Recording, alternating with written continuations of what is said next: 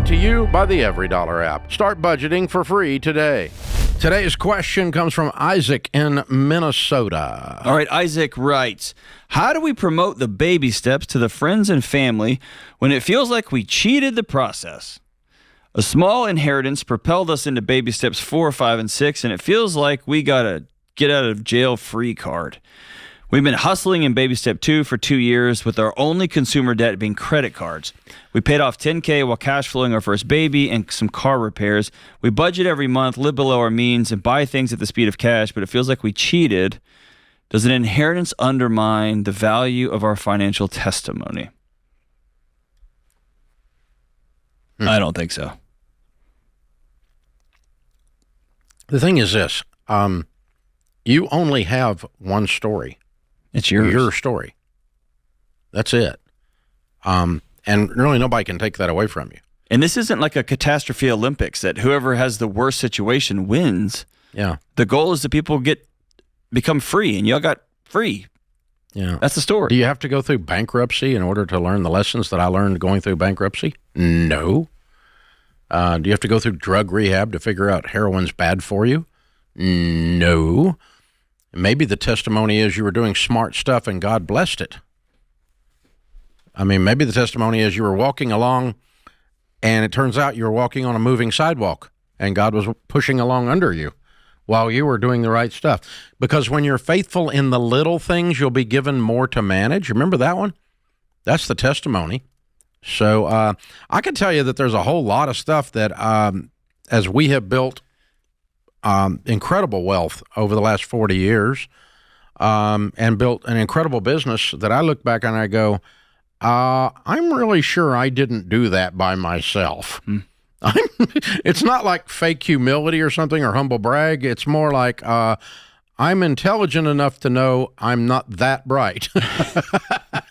You know, I mean, like you're smart enough to know, Isaac in Minnesota, that you didn't do this by yourself.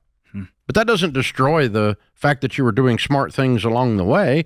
And somebody in your family did something smart because they could leave you an inheritance. So you come from one of y'all comes from somebody who is a saver. I don't think Rachel has a bad financial testimony, and she's never been in debt.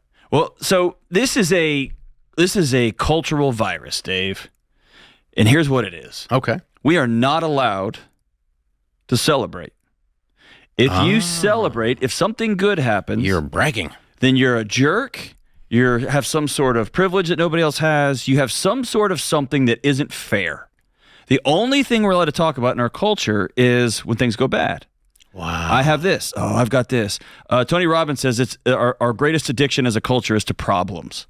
Nobody's allowed to walk into a room and say, dude, my weekend was actually pretty good. My kids are healthy and the air conditioner worked.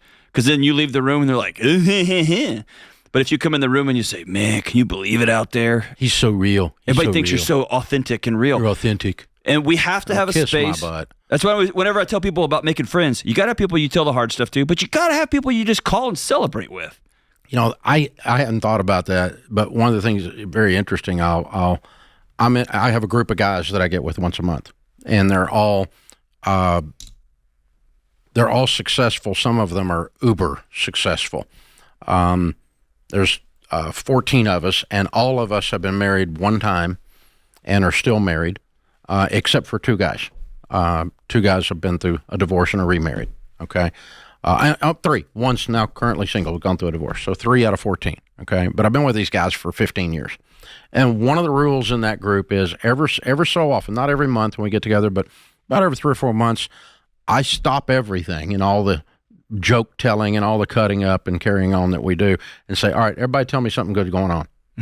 This is a place where we celebrate. That's right. And even those guys who are studs, who are very successful, most of them, some of them very, very successful, it's the only place they can celebrate. Because they're not allowed to anywhere else. They're not allowed to anywhere else. I never thought about that. Because we treasure that time, all of us guys do, because I can't even get up and go, hey, you know, the only time I can do something is a humble brag for marketing purposes, right, around here. But we just got done with Entree, and it was super successful. There's nobody that you, Dave, can go, hey, can I just high five you? I knocked this one out of the park. It went great. Our team just killed this. Yeah, we did great. It's like the best leadership event in the world right now. But who do you tell that to, right? You can't say anything. Yeah. I'll tell you, one of the greatest moments of friendship of my life. It's easily in the top 5. When my first book went number 1, I had a buddy that I called. And I said, hey, man, I just need to say this out loud to a friend. You and I talked, me and my mom, me and my wife, but I didn't want to call. I called him, and he paused, and he cheered so loud. He's like, I've known you for 30 years. You've been trying. You've been working so hard. Congratulations. And then he goes, hey, man, well, I got you. My bank just sold. And he ended up telling, I was like, no, you can't lose your job. You're the most stable friend I have. And so he walked me through a really hard season he was in. And my win did not come at the expense of his loss. Or he vice was versa. super happy for me. And I could be happy and sit in a crap with him. That's so what friends healthy. do. That's so healthy. Right? So if you got a group of friends and family, they should cheer you. They know that you want to get out of debt and that you got a small inheritance. That should be the greatest moment that they're all celebrating with you. If you call this show and you tell me what you just told me right here, I'm going to cheer for you. That's right. We're going to be heartbroken that you lost somebody, and we're going to cheer for you. 100% of the time, yay. And how do you honor the person that left you the inheritance? By doing something smart with it, which is what you did. And so did you cheat, to use your words? No. No, you did not cheat. You did not steal. Stop apologizing. You did not lie. You didn't cheat. I mean, you got a blessing, and you know, and you have a responsibility that comes with that blessing, and that is to continue to do smart things with it. If you piss it away, yeah, you should be regretful. You should have problems with that. But when you're doing smart things with it, you didn't cheat. So Solomon, King Solomon, built the temple for the people of Israel with his father's money. It was inherited money. Did that diminish his testimony? Nope. Gone down in history as the guy that built the temple. Create your free every dollar budget today, the simplest way to budget for your life.